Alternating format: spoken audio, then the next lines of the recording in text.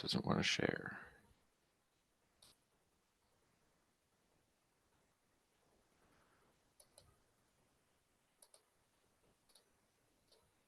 There we go. Okie doke. So, resiliency in leadership, how to adapt, bounce back, and lead through difficult times. Because as we know, it's life is going to throw some curveballs at you, and you just gotta kind of go through it and bounce back. Um, so this is just an agenda of what we're going to go through. We already covered the introduction, but we're going to go through what is resilient leadership, the characteristics of a resilient leader, and a particular trying experience of a Antarctic explorer named Ernest Shackleton. Watch a short video on that. And then how to build resilience in yourselves. Dan, I don't mean to interrupt you, but we're not seeing the slides advance. Oh, We're you're just not? seeing it in PowerPoint. Yeah. Okay, my bad.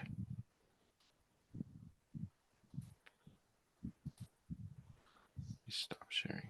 Sorry about that.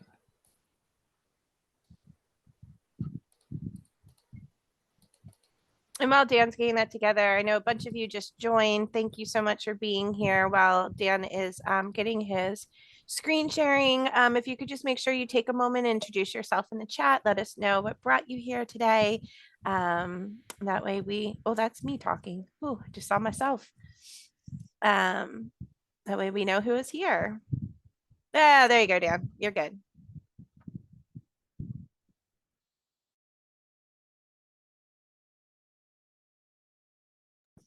Now you're muted, Dan.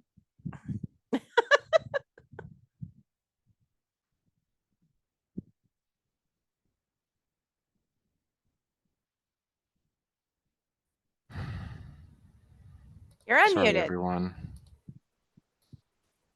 My bad. Having some technical difficulties today.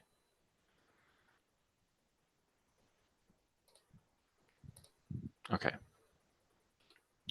So we just did the introduction. So have you guys ever had a bad day where, you felt like everything was falling apart?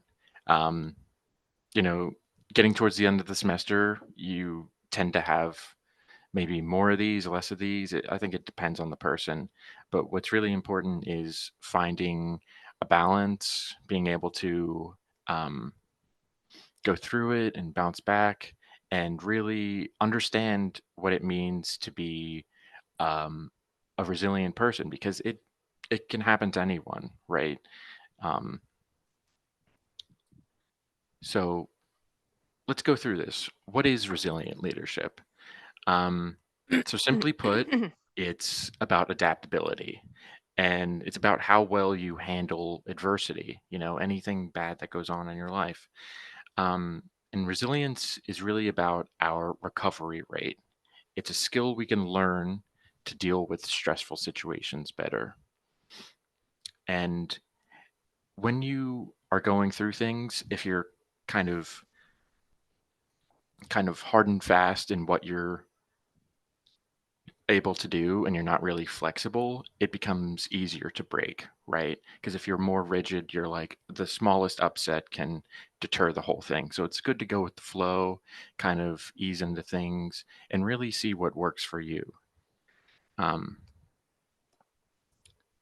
so I want to ask you guys, do you know any time in your guys' lives where you had to be resilient, whether it was a project or whether it was at work or dealing with friends, or if it was, with family?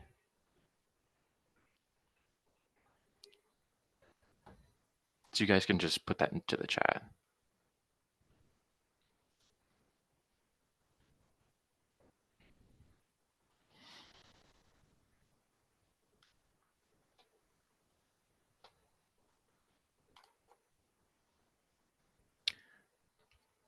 Last week for you? Yeah, I totally get it. Last week was tough. Anyone else?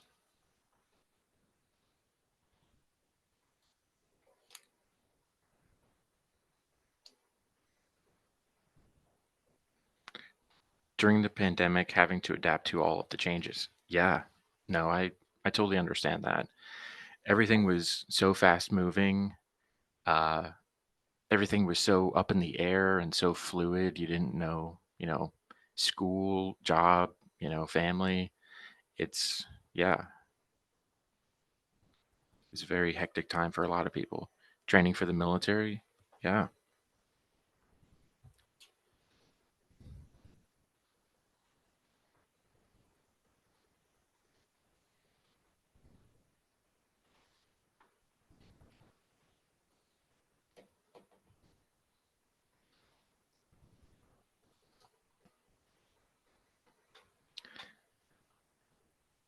There are times when things don't go according to plan when leading. Instead of feeling panicked, I had to adapt and find a new plan to make it through the unexpected situation. Yeah, that's definitely good. Adapting on the fly, um, kind of seeing how you go. Yeah, that's it's definitely a very good trait to have because you don't know what awaits you at the other side. So, okay.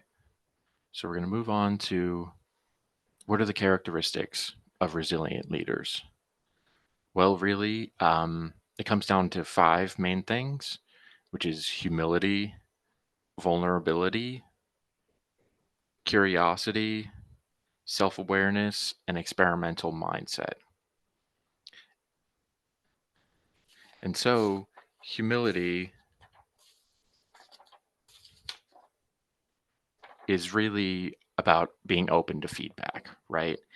Even if it's not really what you want to hear. No one likes really admitting when they're wrong, not all of us. But it's essential and crucial for growing as a person. Admitting your faults, looking in your own backyard, so to say, and doing like some people like to say soul searching, and they, what can I, how can I grow from this? And vulnerability is really about being able to say that I don't have all the answers. And that's good because it builds trust. You're being honest with the other person or group of people or whoever, and it shows that you're human like everyone else.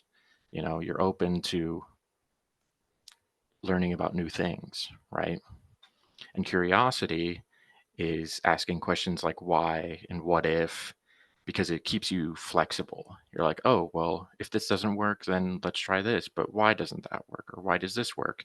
You know, and curiosity stops you from getting stuck in one way of thinking. You know, going back to earlier with being rigid makes you more prone to breaking. It's all about, kind of being this kind of fluid, you know, uh, adaptable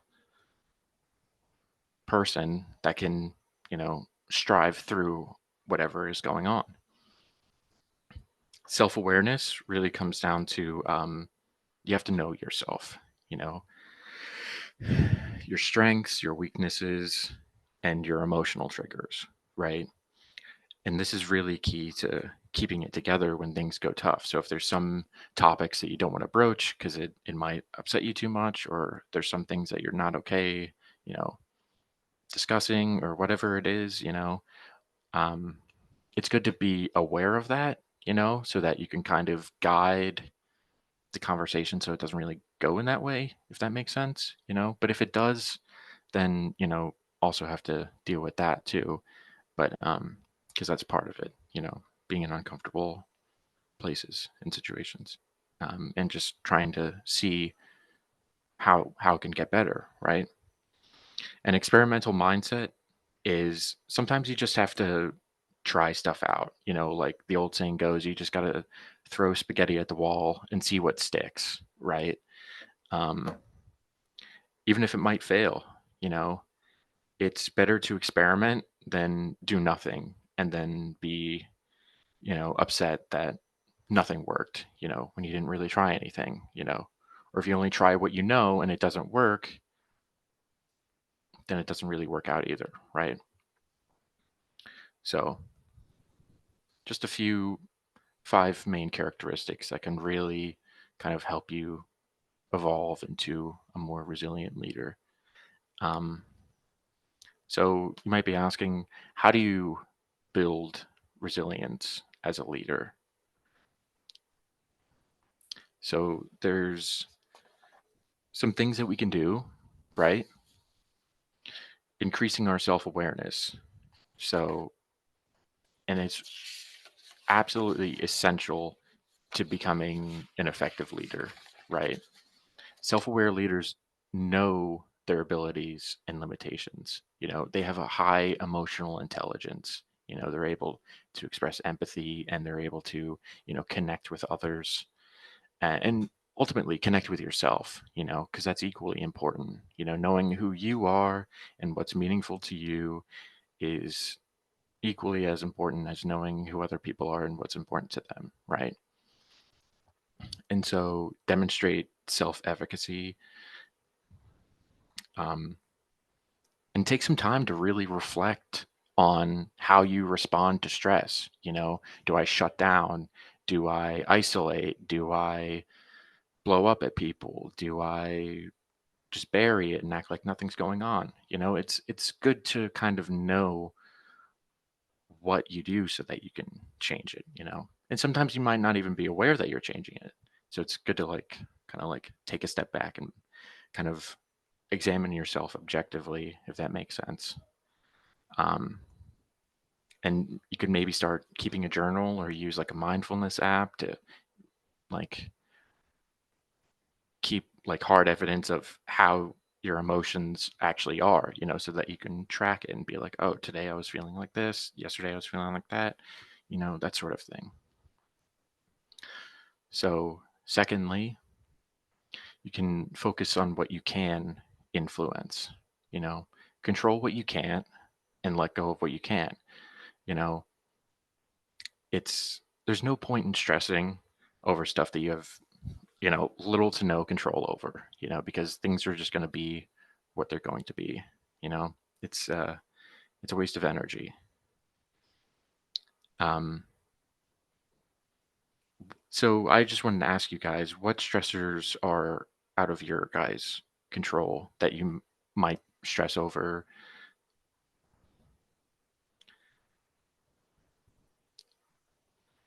You know,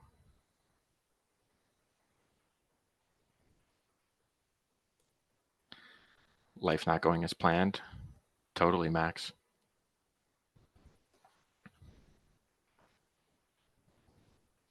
Approaching deadlines. Yeah, I feel that. Yep. Yeah. Causes like a other actions that upset you. Others' actions. Yeah. Yeah, no, I totally get it.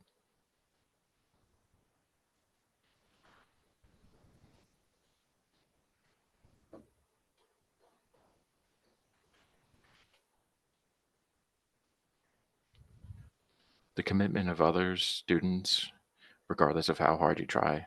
Yeah, definitely. I purge everything out of my control from my memory and got nothing to do with me.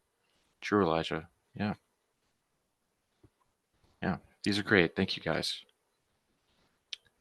So, another thing is disconnect to recover, right? Taking breaks isn't quitting, it's recovery. We live in this culture of, of like the grind culture, if that makes sense, of like you got to keep going and keep pushing through, otherwise, you're not going to, all your hard work's going to be for nothing. No. It's okay to take breaks because we're people and we're human and we need some downtime and to sleep and to take care of ourselves, you know.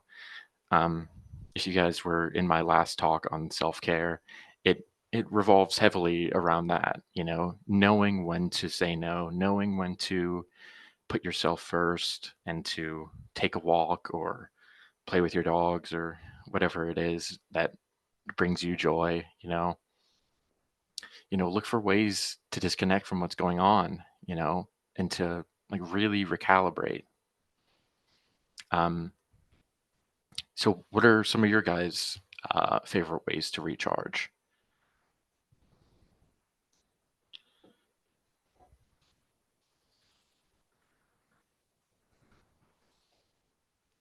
Sleep.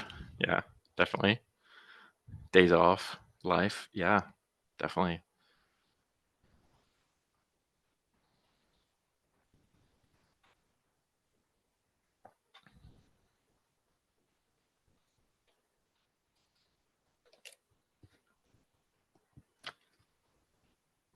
Hitting the gym and weightlifting.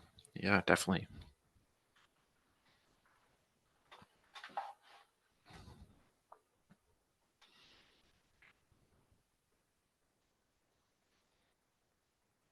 Yeah. So these are all great. All right.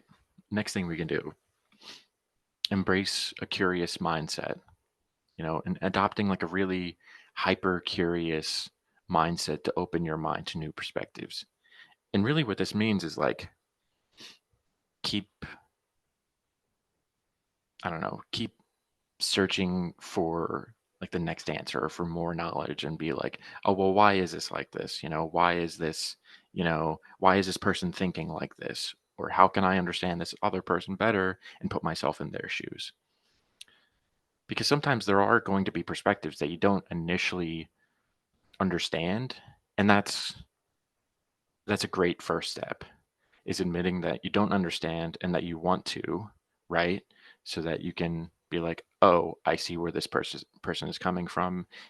Oh, I understand their perspective. So it's good to keep an open mind, right? And to keep asking questions that broaden your understanding of new things.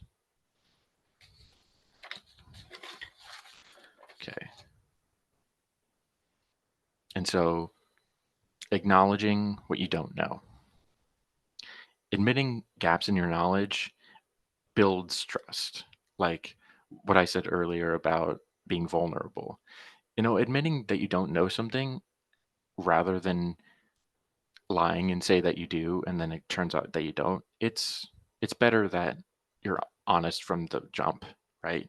Because it's like, oh, this person is vulnerable enough to admit that they don't know what they're talking about, and but they're willing to find the answer, you know, and you're able to view unknown things, whether it's ideas or projects or whatever it is, as opportunities for you to grow as a person and really take the time to learn from others because it creates like a collaborative environment. It's like, oh, this person can teach me this skill, but maybe I'm better in this area, but you know, they're needing help in it as well. So let's kind of do this kind of exchange and we all are helping each other out. It just makes sense to be open and honest, and with that comes a lot of vulnerability. Okie doke. Okay, so we're going to talk about this guy who, in the early 1900s, uh, went on an expedition to Antarctica, and his entire um, expedition became a massive fiasco. So we're going to talk about watch a short little video on how he overcame that, and then talk about it a little bit afterwards. So yeah, let's hope there's no ad. There is an ad. Sorry, guys.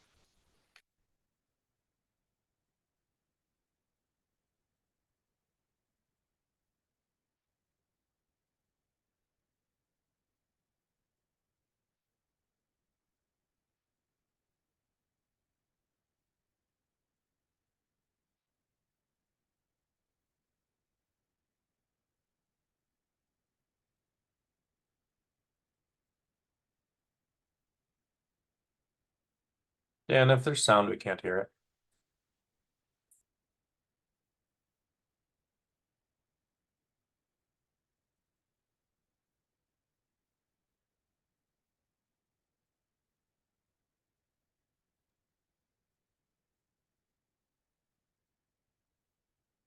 And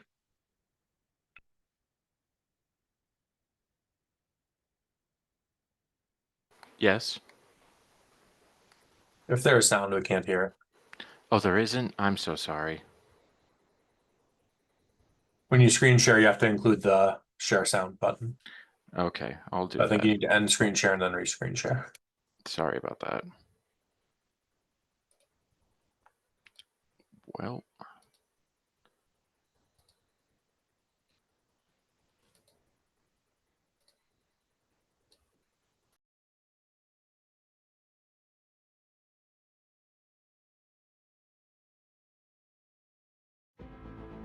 changed her name to Endurance, reflecting his family motto: by endurance we conquer further north than expected. Endurance would now need to weave her way through treacherous, fast-moving ice floes to reach Varsel Bay. On the 14th of December, the ice was thick enough to halt the ship for 24 hours. 3 days later, the ship was halted again. I had been prepared for evil conditions in the Weddell Sea, but had hoped that in December and January at any rate, the pack would be loose, even if no open water was to be found.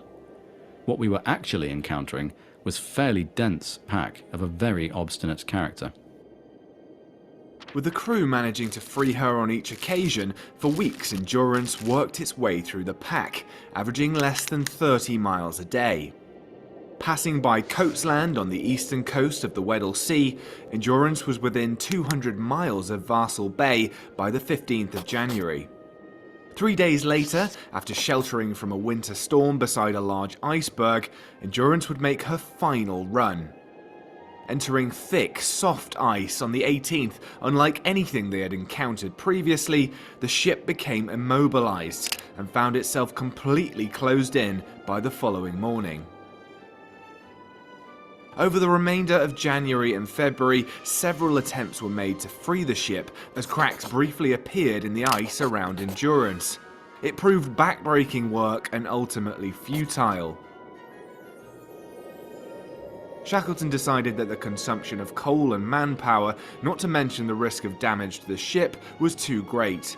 Endurance's boilers were extinguished, committing the ship to drift with the ice. Where will the vagrant winds and currents carry the ship during the long winter months that are ahead of us? We will go west, no doubt, but how far? And will it be possible to break out of the pack early in the spring and reach Varsel Bay or some other suitable landing place? These are momentous questions for us. Initially, Endurance drifted south, coming within 60 miles of the planned landing spot, before being carried 130 miles northwest between March and May.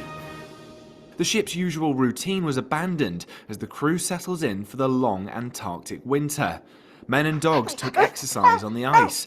Special occasions were celebrated aboard with extra rations, and Leonard Hussey, the meteorologist, kept up spirits with his banjo playing.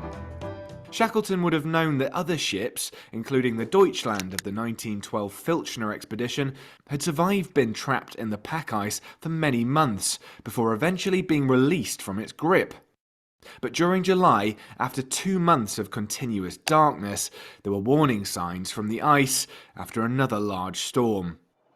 Vast slabs of broken ice were being crushed against each other by the driving force of Antarctic winds, creating huge pressure ridges between them. The ice is rafting up to a height of 10 or 15 feet in places. The opposing floes are moving against one another at the rate of about 200 yards per hour. The noise resembles the roar of heavy, distant surf. Standing on the stirring ice, one can imagine it is disturbed by the breathing and tossing of a mighty giant below. Endurance would survive her first brush with danger, but from late September, the ship faced unrelenting pressure from below. The arrival of spring and the return of sunlight appeared not to spell salvation for the crew. The behaviour of our ship in this ice has been magnificent, wrote Worsley. Since we have been beset, her staunchness and endurance have been almost past belief again and again. She has been nipped with a 1,000,000-ton pressure and risen nobly, falling clear of the water out on the ice. She has been thrown to and fro like a shuttlecock a dozen times. She has been strained, her beams arched upwards by the fearful pressure. Her very sides opened and closed again as she was actually bent and curved along her length, groaning like a living thing. It will be sad if such a brave little craft should be finally crushed in the remorseless, slowly strangling grip of the Weddell pack after 10 months of the bravest and most gallant fight ever put up by a ship. After a brief glimmer of hope in mid-October, with the ice retreating and Endurance floating in water for the first time in 9 months, danger returned with alarming suddenness. The returning ice immediately rolled her onto her port side at a list of 30 degrees. On the 24th of October, her sides were splintered as she jammed against a huge ice floe. Water from beneath the pack began pouring into the ship. When attempts to pump the water failed due to frozen and damaged equipment, Shackleton gave the order to abandon ship. He told the 27 crew to dump all but 2 pounds of their personal possessions, making an exception for Frank Hurley's photographs and film reels and Hussey's banjo. The so-called Ocean Camp was established on the ice, and for the next month the crew attempted to salvage what supplies they could from the flooded ship, at great personal risk. Then, on November 21st, the broken Endurance slipped beneath the ice, not to be seen again for well over a century. This evening, as we were lying in our tents, we heard the boss call out, "She's going, boys!" We were out in a second and up on the lookout station and other points of vantage, and sure enough, there was our poor ship, 1.5 miles away, struggling in her death agony. She went down bows first, her stern raised in the air. She then gave one quick dive and the ice closed over her forever. It gave one a sickening sensation to see it, for mastless and useless as she was, she seemed to be a link with the outer world. Without her, our destitution seemed more emphasised, our desolation more complete. But this was not the end of the story. What followed the loss of Endurance was an incredible feat of survival. After aborted attempts to drag the ship's boat north in November and again in December, the crew pitched their tents on the treacherous ice floes at the so-called Patience Camp. Supplies were running low, and so was morale. The crew subsisted almost entirely on seal meat, and the refusal of the ship's carpenter to work on one occasion would never be forgiven by Shackleton. The carpenter's cat, Mrs. Chippy, was one of the weaker animals shot before the overland party set off. Sadly, none of the 69 original dogs or their pups would survive the journey. Over the next 3 months, the expedition's floating home was pushed further northwards by strong Antarctic winds, and by early April they had sighted the bleak and uninhabited Elephant Island. The lifeboats were launched on April 9th, and after a harrowing few days at sea, the crew set foot on solid ground for the first time in 497 days. But Shackleton knew that rescue was not possible if they stayed put, and so on April the 24th, Shackleton and 5 other men set sail in the James Caird, their sturdiest lifeboat, in an attempt to reach South Georgia. It was one of the most daring open boat journeys in history, 800 miles across the notoriously dangerous Southern Ocean. But 2 weeks later, with incredible navigation from Frank Worsley, they landed at King Haakon Bay.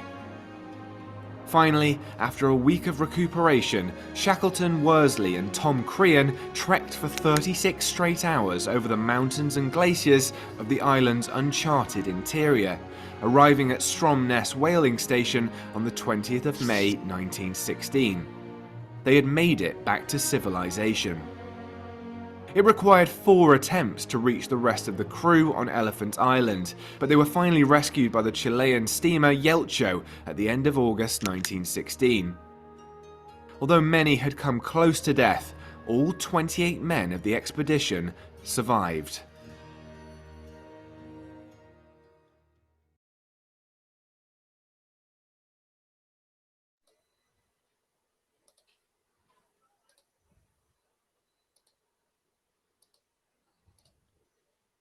So how about that? Could you imagine going through something something so harrowing as that, you know?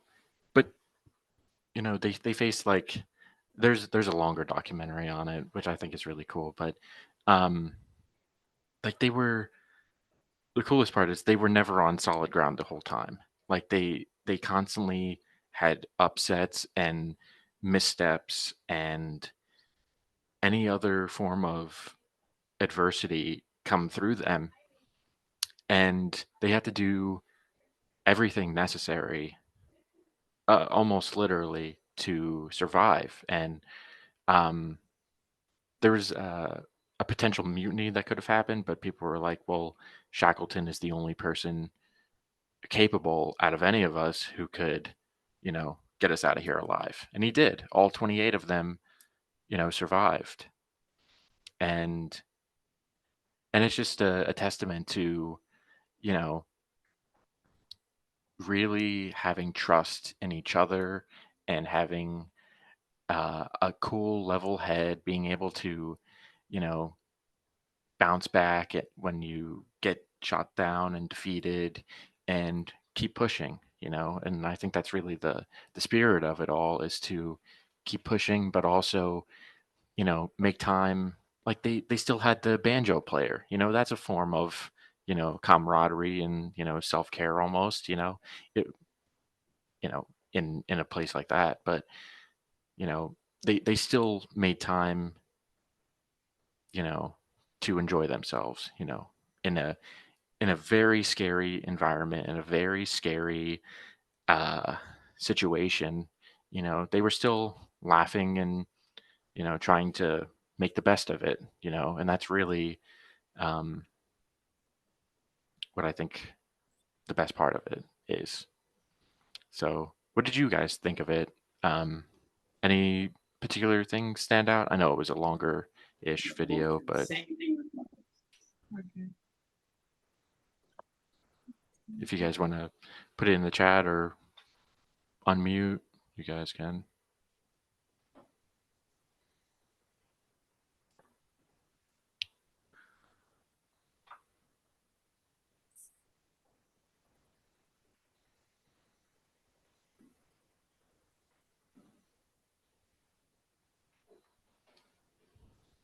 But yeah, it's a very interesting story, and a minor setback is a major comeback. Yeah, I share the same thoughts, but would like to know the name of the longer documentary. I don't have it off the top of my head, but I think PBS made it. When's your Um, exam purpose? I have an exam on Wednesday. when there's life, there's hope. Yeah, definitely. Sometimes all you can do is survive. Yeah, I agree. You know, a saying that I like to tell myself is like, you just gotta keep Things like this. looking at the light at the end of the tunnel, Not for because you might be meiosis, going but after through different other topics. something bad now, but Yeah, but it's gonna it's such a big difference. Like the gonna get professor better. joining mine. Doesn't happen. I try to tell people that, like. So yeah, but these are all great. Do not wallow in the failures. Yeah, and we can always strive for a positive outcome. It's a terrible drawing. You understand? It's better because you're. I know how horrible it should. Because I know what correct should look like. I'm sorry, I can't hear over that. When you know Yeah, how hey, horrible the drawing is. could everyone That's mute, how well please? you know what's real. Thank you. All right, so yeah, it's I thank you guys for sharing. So these, I know I went over some like broader um things that we can do as, aspiring leaders or current leaders, or, you're just getting into, leadership, or you just want to learn some new skills, So here's like 7 everyday resilience practices, right? So physical activity is the first one. So take the long way, whenever you're heading to class, your car, or even just, to the fridge or whatever, Try to mix it up. If you park someplace, maybe if you have the time, of course, but if you park further away, enjoy the walk there, you know, take the longer path or choose a different route, you know, and it's a tiny way to add some movement to your day without feel like you're working out. Uh, Track your activity, use something like a free fitness app or, a journal, calendar, anything that you can kind of, hold yourself accountable to, but, not excessively so that, you're stressing about it, but, you know, just be mindful to track your activity, you know. Um, yeah, and just try to fit it in when you can. Um, Sleep. So this is the big thing. Keep your bedtimes and wake times consistent. Because we all do it, sometimes we go to bed super late and have to wake up super early and vice versa. So um, it's good to stick to a schedule, try to keep your sleep time and wake time consistent, even on the weekends. As much as I hate it, like I can't really sleep in anymore. Like sleeping in for me is like 8:30, but it helps me be consistent the rest of the week, Does that make sense? And if you have time, you can get 20 more minutes because 20 extra minutes can really add some extra energy to you. Whether it's going to bed a little earlier, waking up a little bit later, or even catching like a little cat nap in the middle of the day when you can. And every little bit helps. And create a relaxing routine, do something relaxing before you go to sleep. It's good to like turn your phone off or, minimize blue light or, listen to rain sounds or ocean sounds, whatever it is, read a book, anything that helps you sleep. Um, because it kind of like tricks your mind into being like, into releasing all of, sleep hormones to, okay, it's time for sleep, But when you're on your phone, you're like, okay, I'm still on my phone. I'm still concentrating and engaged and then this, and then your eyes get dried out and then it's 2 a.m. and you're going to sleep, so mindfulness. And this also goes back to um, the self-care leadership lunch that I did. And it's good to start small with mindfulness, You don't want to, start some massive change in your life because they're not really sustainable. It's good to implement things small so that they become a natural um, part of your day, really. And so start small, take 30 to 60 seconds throughout your day, and just check in with yourself, notice how your body feels, do like a body scan, if you know what that is, you know, go through like all your sensations and like what's going on through your mind, without judging it, you know, to really clearly and fully examine how you're feeling and focus on a sense. This helps. Pick one, like if it's hearing s- um, or smell, to do something that engages it. Um, like listen to a good song that you like that gets you pumped or just makes you happy, or breathe in a scent you like, whether it's a candle, essential oil, outside, anything. Um, and use your breath as an anchor, just some breathing techniques, breathe in for 4 counts, then out for 6. It's small, right? But it helps a ton. Okay, cognitive reappraisal. And so this is really a fancy way of change how you think about stuff, right? So watch yourself talk, notice what's going on in your head and be like, when you're stressed, and ask yourselves, what assumptions am I making right now? It's just sometimes you got to like catch yourself before you can head into like a not so great feeling. Be like, well, why am I thinking like this? Why am I feeling this? And challenge them. You know, be like, what else could be going on here? How might someone else see this? It's not about ignoring the problem, but seeing it from a different perspective, right? And take a daily thought time out, because this kind of, all of these are very fluid and they mesh together, right? So this kind of goes into like mindfulness too.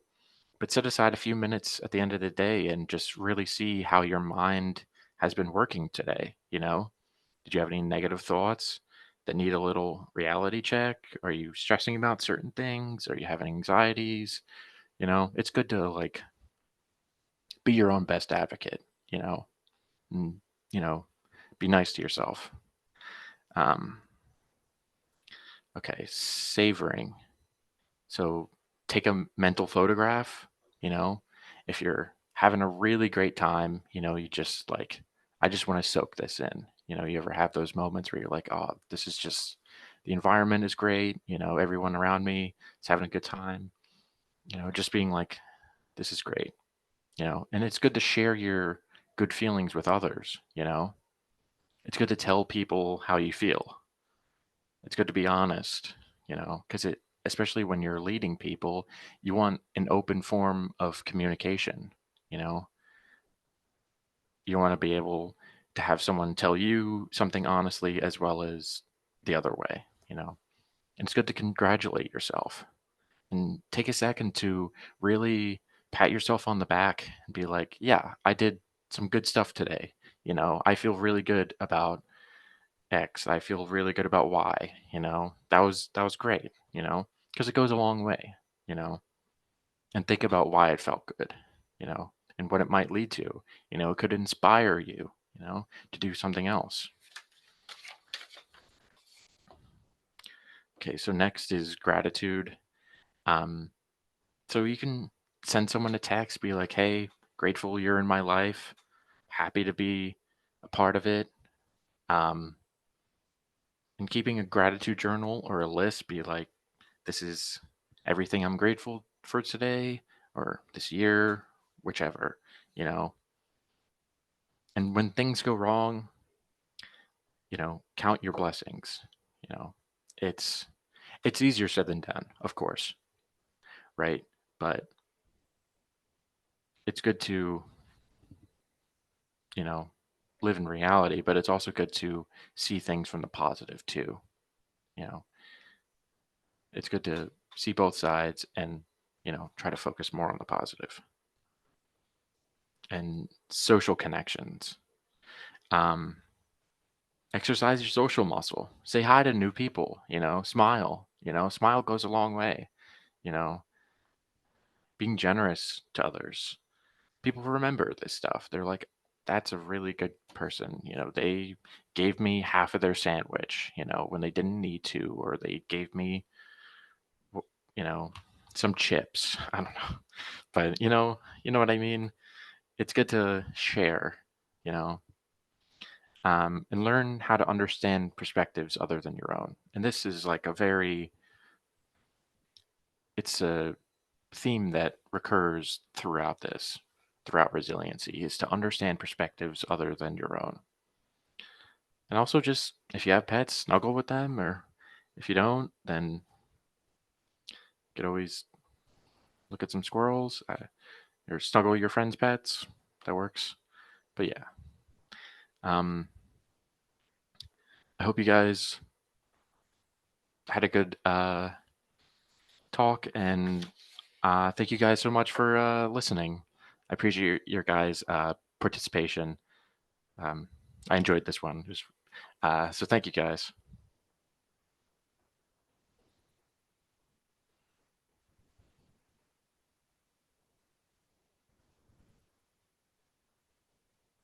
Yeah, of course.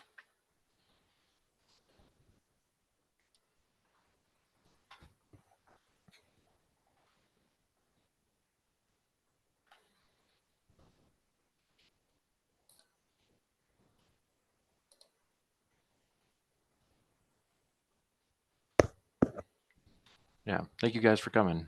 I appreciate it.